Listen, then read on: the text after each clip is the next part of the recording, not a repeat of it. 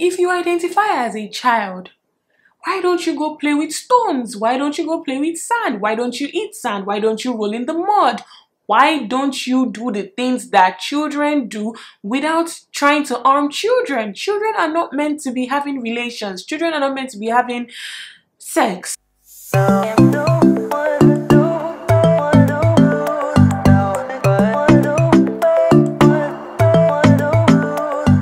What's up, guys?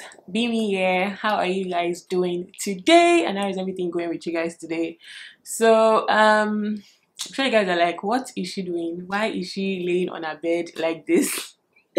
guys, I just wanted to come and chit chat with you guys, and I didn't want it to be like a formal sit down talk, whatever thing we normally do. I just wanted to change settings a little and just be comfortable and gist with you guys and talk with you guys like you guys are my family. I mean, you guys are family, of course, and when you're talking to family, you don't have to always sit down poised and everything. Like, you sit down and just relax and chit chat and all that great stuff. So that is what I am doing today. My name is Bemi. For those of you guys who are new here, thank you so much for stopping by. If you found yourself liking this video and everything else on my channel, please click on the subscribe button and the notification bell to always get notified whenever I post new videos. And if you're returning back to my channel, Lawyer Gang, thank you guys so much for being here. I appreciate it. I do not take it for granted in any way at all. So guys, today, man, I just make a konyano now. Let me just come and chit chat with you guys and just talk about stuff, you know, that has been going on and stuff that I feel like you guys should know. I don't even know what to title this video yet, but it's just something that has got me thinking, and I was like, I just have to talk about it and share with you guys. Okay guys, so what I want to talk about today is something that has been on my mind for a while now. If you follow me on my Insta stories, I've been posting about like the things I've been seeing. People basically fighting for these people or these men or these women that I don't want to use that word they call them, because I don't want this my video to be rated somehow, but those people that, you know, take advantage of children, of kids, you know, basically. I was just like, the devil is at work big time. Like the devil is working overtime on this one, because I don't know how anybody in their right senses or in their right minds will come together and say that, you know, they were born this way and they identify as children. A 37, 38, 40-year-old, 50-year-old man, even 60-year-olds saying that he identifies as a child, so he can only play with a child, you know, he can only have relations with a child. I'm like, if you identify as a child, why don't you go play with stones? Why don't you go play with sand? Why don't you eat sand? Why don't you roll in the mud? Why don't you do the things that children do without trying to harm children? Children are not meant to be having relations. Children are not meant to be having sex, basically. Like, why would people even be fighting for things like this? And why would people be trying to make it legal? Although some people already messaged me on Instagram and said that some of it is just agenda from political parties abroad that are trying to, you know, their election, the US elections is around the corner, that they are just trying to, you know, just ammunition and whatnot. And you know, I get that some of it might be ammunition and whatnot, but I feel like there's an element of truth in what they are trying to say. Do you get, like, if you don't really believe in something, you wouldn't really be using it to harm your opponent. I don't know how to explain that. I shall know that there are some people, yes, in as much as some of them is just political brouhaha, some of it, there's like some people actually truly do believe in it. Do you get what I'm saying? So it's not totally wrong. And you know, it has just got me thinking for a while now that, man, like, I have to pray harder and pray much more. And that's what I've been doing for my child, for the children in this world, you know, for my unborn child, or for my unborn children, for my cousins, my nephews, my family friends, my friends' children, my colleagues' children at work, children in the church, children in schools, children everywhere. And you know, I've just been like, it's been weighing heavily on my mind to like pray for those children, because these people are moving mad. The devil is working overtime, honestly. So it's only prayer that can really help us, you know, to overcome some of this, or not to, you know, to overcome some of these things, so that our children don't have to go through these things that these people are talking about. Do you get? So that our children don't have to fall victims to these things. And then, you know, in line with that, yeah, I know that like prayer works and prayer is like very important and all that, but then we also as adults, we also as parents, the onus is on us to also do some part of our work. Do you get? A friend of mine, I would consider a friend, Dr. Yemi, actually came up with a book. She wrote a book called Sex Education Made Easy. Let me show you guys the book. This is what the book looks like. Yeah, Sex Education Made Easy, a manual to help parents teach sex education with confidence, by Gbemi Adeyemi MD. Gbemi is a medical doctor. She's doing a specialty training in community medicine and primary care. So I knew Gbemi, it wasn't last year, it was 2 years ago, 2018. That was when I met her, when she was doing a campaign for what was that campaign again? International Women's Day. Yes, that was that campaign, and I had to go do a photo shoot for her. The photo should be on my Instagram shop. So that was when I met her. I met her through Gbemi. Gbemi is also a YouTuber here on YouTube. So that was when I met her, and she has written this amazing and this fantastic book, and she sent me a copy, and I had to read it, and it has taken me so long you know, to talk about it, but I'm finally like done with the book, and I can finally now talk about it. And I feel like it's such a great time, it's such perfect timing that this book is coming, because of what I've been talking to you guys about. And you know, this book is so packed.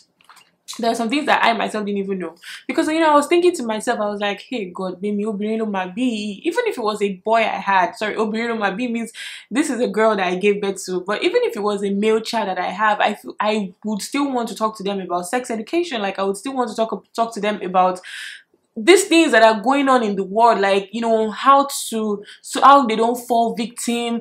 You know, like I said earlier, I know it's God that ultimately protects, but we also have to do our own duty and due diligence. So I've been thinking that how would I be able to talk to my children about this? How would I be able to inform children and talk to children about all of these things, especially when they start growing up and they become teenagers, and you know, all that stuff, and even when they are young, so that, you know, predators don't prey on them and stuff like that. And I read this book, and it gave me so much insight on the things that I should do, because this book is particularly for parents. I think she has another one for kids, I think from ages 10. I'm not sure. I think she has one like that. But this one is particularly for parents. So it is very robust, you know, in helping us, we parents, teach our children about, you know, all of these things. The places because oh my God, when I was reading this book, I was actually using pencil to mark things down, guys. But there's so many things that are so important that I learned in this book. There's a part for toddlers from 13 months. See, so it's never too early to start teaching your children about these things. From 13 months to 24 months, she talks about how we should teach them about naming the body parts, self-love. Self-love is very important. Growing up, I didn't think I had self-love. I did not think so. And that's another story for another day, but I'll tell you guys that story later. But growing up, I didn't think I was loved. I did not have self-love. And this is something that I am very intentional, that I would like to teach my child. Talk to them about gender, inappropriate contact, when people are trying to touch them inappropriately. There's also a diagram, a whole diagram, teaching and identifying to them about the body parts. Guys, this is very important. This is even for 13-month-olds to 24-month-olds. So as soon as your child turns 1, as soon as Tisha turns 1, we are we are starting to talk about these things, man. You know, there's one for preschoolers, talking about the internet and media, relationship boundaries. God, you guys, relationship boundaries. He says they should know the definition of people in their lives and their boundaries. In Africa, or maybe the Nigerian culture, we tend to train children to call elderly people uncle and auntie. While this might be deemed as a show of respect, for a growing child, this may be confusing, and I strongly agree. You know, talking to them about no secret consent. At this age, you have taught them of the fact that nobody can touch them without permission, and they should not do the same. Talk to them about privacy, teach your children about privacy. For example, it is inappropriate to be naked in public. You know, that's for preschoolers, school age 5 to 8, preteens 9 to 12, teens 13 to 18, talking about the decision to have sex, peer pressure, contraceptives, self-esteem, relationships, consent, sexual violence, reproductive and sexual health. Like, this book covers everything you can absolutely think about, and it's so easy. Like she said, I think it's a manual to help parents teach sex. Okay, yeah, sex education made easy. That's the title of the book. It makes it so easy for you to talk to your children about it. If you don't know what to say, if you're shy about it, just quickly come and read something in the book and, you know, talk about it. And I'm so happy that this book came out. Another part that I particularly like, you know, which leads me to what I was talking about at the beginning. She wrote this thing called Warning Signs of a Possible Child Molester. Warning signs of a possible child molester, so that you as a parent, you can identify, and you can also tell your children, so that your children can be able to point them out. You know, it says someone who pays too much attention to your children. This might be innocent most of the times, especially from people who genuinely care. However, it should also be checked. Your children's uncles, their aunties, don't even just be caught sleeping anyhow. Notice if someone asks your child to do activities that require privacy. Why should somebody ask my child to do activities that require privacy? Like, these are things that you would have thought, oh, it's not a big deal, but they're actually a big deal.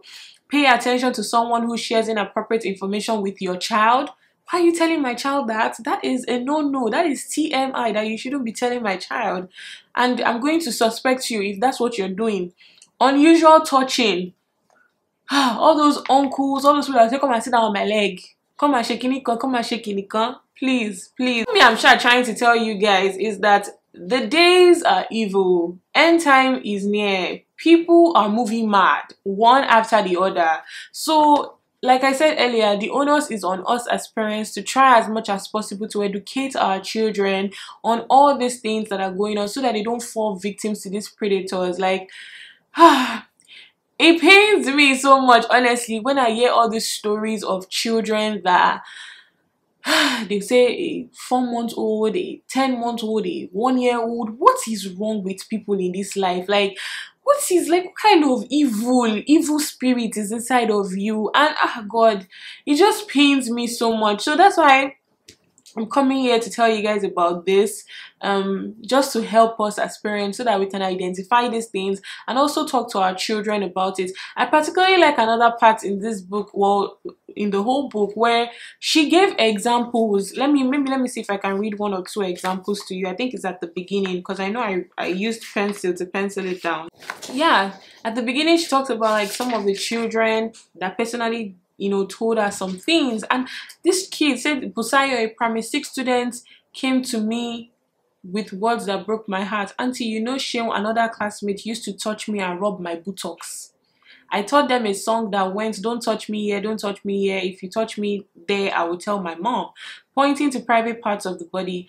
We repeated the verse 3 times, changing mom to dad and teachers. Her report resulted in a serious case between the head of the school and the parents of both parties. What I learned was the lack of information made Busayo oblivious to the fact that she was being molested. Primary 6 students, primary 6, you guys. You know what? I just give up at this point. But I've come to tell you, so people will not say that I would not give you information, would not tell you. I was actually reading this book at work one day, and a colleague of mine, she has now actually also purchased this book, and I think I left it on the table and I went somewhere, and when she was confessing to me, she said what she saw was sex, and she was like, what is Gbemi reading sex for in the office? Like, what? And then so she picked up the book and she was like, sex education made easy care. So then she opened it. From the first couple of pages she was already glued, and then when I came back from where I went to, she was like, please, where do I get this book? How can I get this book? And I had to ask Dr. Yemi that where can she get the book, because she really wanted one. And then I told her that there's also one for her for children. I think she has has a child that is like 8 years old or something like that. And then Dr. Gbemi asked me to tell her to go on Roving Heights. Roving Heights is on Instagram. You can check them out if you want to get this book. That's the only place I know for now that you can purchase the book. I don't know anywhere else, but if I find out, I will leave it in the description down below. And you can also check out Dr. Gbemi on Instagram and message her to ask her for where these books are. So yeah, and that's how my colleague got the book. Oh, you guys. And that she got the book, oh, as in, because it was very, very important to her. Like, she got glued and stuck, and she was so thankful for, you know, putting her on the book. So yeah, that's basically what I wanted to talk to you guys about. Like I said, it's not a serious video. Well, it's a serious matter, but it's not. It's just a chit chat and just telling you guys, advising you guys, and yeah. Let me also know if you know how we can help each other as parents, to teach our children better in all these things. Let me know if you're purchasing this book. Please purchase this book. It's very, very important, very enlightening. You can get it on Roving Heights, like I said. I don't know anywhere else to get the book. I would ask so that I will let you guys know. Yeah, so that's basically it. Let me know what you guys think about all of this that I have said. I hope you guys enjoyed this video. I hope you guys enjoyed this my format. Let me know if you like this. Is it mattress conversations we will call it now? Because I know there's pillow conversations, there's couch conversations, it's on a bed conversation, I mean a mattress conversation. Please let me know, guys. And yeah, thank you guys so much for watching, and I will see you guys in my next video. Bye, guys.